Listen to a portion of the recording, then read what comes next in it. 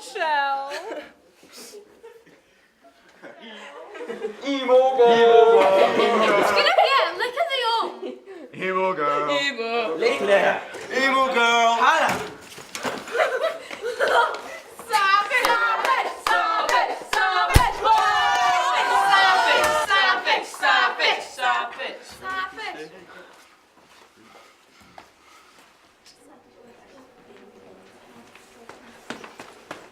Fryktelig.